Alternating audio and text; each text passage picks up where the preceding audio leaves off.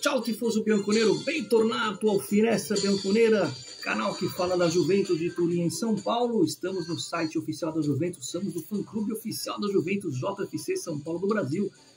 A gente está lá no Instagram e um grande abraço a todos os fã-clubes da América Latina, os argentinos que são os mais recentes aí, o pessoal do Peru, do Chile, enfim. E você sabe que no próximo sábado, está chegando o dia 13, um churrasco com o Futebol Society, com os sócios e com os não sócios também, os amigos, né, da velha senhora. Faça parte do fã-clube e inscreva-se no Finestra Bianconera, ative o sino para receber aí as notificações dos próximos vídeos e fique esperto porque assim como no final de dezembro a gente sorteou uma camisa oficial da Juventus, aquela camisa preta linda, né, o segundo uniforme, uma das poucas coisas bonitas da temporada foi a camisa. Vão vir aí mais sorteios de camisa oficial e também de bonés, enfim, da Juventus. Só aqui no Finestra, mas para isso tem que ser inscrito. Falando do jogo de hoje contra o Lecce, aliás, a cidade de Lecce, momento cultural aqui no Finestra. O Lecce, a cidade de Lecce, conhecida como a cidade das Pedras Brancas. Por que Pedras Brancas? Porque as paredes e o chão da cidade, eles são da mesma cor, né? Elas parecem uma cerâmica branca.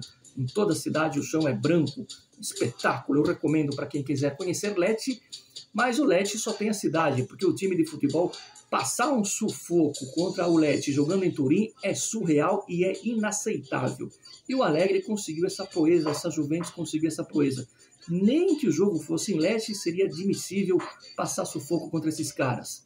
O jogo foi sofrível de assistir e sofrível no sentido de, no segundo tempo, a gente quase levar um empate, que seria, então, um vexame gigante, porque não se pode admitir um outro resultado contra o Lecce e não a vitória. Vou dar dois destaques para o jogo. Primeiro, o Miretti jogou muito bem, ele estava precisando dessa reafirmação. O Miretti é um cara que, depois daquele jogo do Benfica, na primeira fase da Champions, ele passou por uma turbulência, né? Ele perdeu um pouco a confiança, muito cobrado. Eu torço muito para que o Gatti, o Miretti, o Fagioli, o Willian Júnior, que eles possam ter uma sequência e se encaixar nesse time da Juventus para a próxima temporada. Lógico, precisa ter lá uma contratação de jogador mais tarimbado e não deixar toda a responsabilidade nesses moleques. Mas o Miretti foi muito bem, teve lá um gol anulado com meio centímetro. Eu não vou aqui falar disso, de arbitragem, eu não falo de arbitragem, a arbitragem é coisa de provinciano, mas eu espero que esse mesmo critério minucioso, que eles pegam uma lupa para analisar, seja feito também com os outros times. É claro que não vai acontecer, né? Porque afinal de contas, como disse o De Laurentiis, presidente do Napoli, esse aqui é o Scudetto dos honestos. Que beleza, a gente vai falar sobre isso num próximo vídeo. Tornando a partida de hoje, falando da partida de hoje, que teve um primeiro tempo sofrível, eu vou dar dois destaques, além do Miretti, que eu já falei, o Szczęsny. O Szczęsny hoje lembrou o Szczęsny da Copa do Mundo, né? Se não fosse o polaco, ali no segundo tempo, a gente teria tomado um empate. Ele fez uma super defesa, uma defesaça, né? O Szczęsny no segundo tempo. E por causa dessa defesa, eu coloco ele como um dos destaques ao lado do Miretti. A coisa boa desse jogo horrível, sofrível, foi o finalzinho, quando o Pogba entrou. O Pogba entrou bem no final, mas ele entrou bem, né? Lembrou o velho Pogba da primeira passagem da Juventus, talvez aí se preparando para quê? Para que no jogo contra a Atalanta ele esteja à disposição 40 minutos, 35, 40 minutos, já se preparando para entrar como titular contra o Sevilla na semana que vem, que é o jogo que importa. A Atalanta que passou um sufoco aí com a Spezia para ganhar do Spezia, enfim, e a nossa próxima adversária lá em Bérgamo. Outra coisa interessante é o gol do Vlahovic. Queria falar um pouco do Vlahovic, já entrando na parte de bastidores da Juventus. O Vlahovic fez um gol, exultou, vibrou muito, ele desabafou ali, como eu coloquei aí na legenda. Por quê? Porque o Vlahovic ele vive uma espécie de conflito interno. Ele está tendo alguns problemas e não é só a pubalgia. O Vlahovic, ele, querendo ou não, o esquema do Allegri sacrifica o Vlahovic. Ele não vai ter o mesmo desempenho que ele tinha na Fiorentina. Primeiro que a camisa é mais pesada, segundo porque na Fiorentina ele jogava diferente, o esquema lhe favorecia. E o esquema do Allegri não favorece o Vlahovic fica muito longe do gol, muito longe da grande área. E aí eu entro na seguinte informação de bastidores. Alguns jogadores que não vão ficar na Juventus para a próxima temporada. Eu estou quase cravando, eu não vou aqui cravar 100%, mas está quase lá. Infelizmente, eu digo infelizmente, porque nessa temporada ruim, péssima, esse jogador que eu vou citar, ele foi bem, que é o Rabiot, o nosso cavalo pato, o nosso cavalo louco, que corre, enfim. O Rabiot teve gols importantes, teve atuações importantes, mas o Rabiot, isso não é segredo, vocês já devem imaginar, mas eu estou aqui confirmando. Daria aí, eu não gosto de números, mas eu daria uns 96% que ele está fora da Juventus para a próxima temporada. E uma reviravolta também no Alex Sandro, que não deve ficar. Tava aí para ficar. Essa é a parte boa. Alex Sandro foi um grande jogador, mas é ex-jogador em atividade, na minha opinião. Então, Alex Sandro, se foi embora mesmo, tchau, obrigado.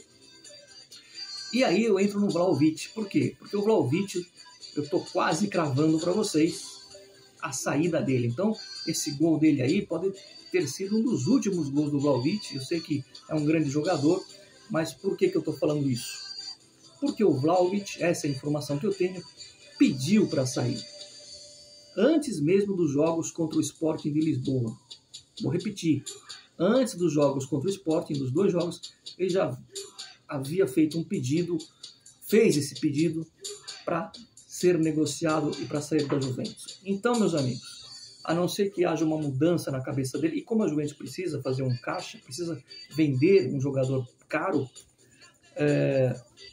tudo indica o caminho da separação do Vlahovic com a Juventus. E eu sou daqueles que pensam, se o jogador quer sair, tem que deixar ir. Não de graça, óbvio, mas não dá para manter um jogador que não está satisfeito. Eu sei que eu posso estar desapontando muitos aí, porque ele fez aquele golaço, foi um golaço dele hoje, o gol da vitória. E infelizmente ele não deve ficar na Juventus, tá? Em contrapartida, uma notícia que me pega de surpresa se o Vlahovic pediu para sair, tem um que está querendo ficar. E agora vocês vão cair da cadeira. Como diria o velho cronista, parem as máquinas. Ángel Di Maria quer ficar na Juventus. E pasmem, ele leva em consideração a Juventus fora da Europa. Ou seja, se a Juventus não for para Champions ou tiver algum tipo de punição, para ele não importa, ele quer ficar, claro, com o propósito de jogar uma Copa América pela Argentina. Veja você a diferença, a mentalidade de um jogador argentino para um jogador brasileiro. O cara já ganhou a Copa América, ganhou a Copa do Mundo, mas ele tem ainda o interesse e o desejo de defender o seu país na próxima Copa América. Tudo bem, se ele quer ficar na Juventus, ele fazendo gols, que continue, mesmo se a Juventus não for para a Europa. Di Maria jogando, ninguém discute. E a Juventus queria que ele ficasse 2 anos e não 1 ano. Todo mundo queria. Essa é uma informação que eu tenho que é surpreendente do Di Maria. Se por um lado o Vlahovic quer vazar, o Di Maria quer ficar. Recapitulando então, deveremos ter as saídas do Alex Sandro, do Rabiot e do Vlahovic, e a permanência do glorioso Di Maria. Outra coisa importantíssima, vem aí um novo diretor de futebol, mas dessa vez diretor de futebol mesmo, de verdade, V maiúsculo, né? Verdade com V maiúsculo. Chega de improvisar como fez o Agnelli, que improvisou o Paratici, né? Como diretor. O Paratici, para quem não sabe, ele era um olheiro, né? O Paratici foi responsável pela chegada do Vidal, do Pogba, daquela rapaziada né? de antes de 2015. O Agnelli pôs o Marotta para correr e não contratou um diretor de futebol de fato, né? Veja a herança do seu André Agnelli. Nós estamos pagando a herança dele ainda. Inclusive, esses cadáveres ali no estádio, porque tudo é reflexo do que o Agnelli fez. E aí, né, vamos ver quem deverá ser o novo diretor. Como eu disse, a Juventus tem um objetivo e tem um que está mais fácil. O objetivo é o diretor do Napoli, é o Giuntoli. E olha, eu não duvido. É difícil, é muito difícil, mas eu não duvido, porque vai ter uma mudança aí na direção da Juventus em breve. Ou seja, as coisas vão melhorar. Em relação ao Allegri, só para finalizar, ele tem 4 anos de contrato, mais uma grande maravilha deixada pelo Agnelli. E a princípio até comentei que era 2 anos com opção para mais 2, mas na verdade não, é um triennale, são 3 anos com opção de um 4º ano. Eu tenho a minha opinião que eu vou manter, que é do último vídeo. Para mim, isso aqui é uma opinião, não é informação. Para mim, o Allegri vai, pedir o boné. Mesmo se a Juventus ganhar a Europa League, mesmo se classificar para a Champions, para mim, ele vai pedir o boné. Porque ele está, como a gente fala na Itália, ele está estufo, ele está cheio, ele está de saco cheio de tanta situação lá. Quem tem que dar de saco cheio é nós, né? Enfim. Mas o futebol é dinâmico, pode ser que ele, depois das férias, tenha uma renovada de ares e queira ficar. Eu acho que ele vai pedir o boné. Mas vamos ver o que acontece. Sempre Forza Juve, fino alla fine. Nos vemos agora no próximo jogo contra a Atalanta. Eu espero que a Juventus ganhe da Atalanta lá. Jogando bem, jogando mal, agora não importa. Já foi mal o ano inteiro. Claro que querer jogar bem com o Allegri é surreal. Tá certo? Dá um like no vídeo. Sempre Forza Juve, fino alla fine. E pelo menos uma quarta-feira um pouco ensolarada.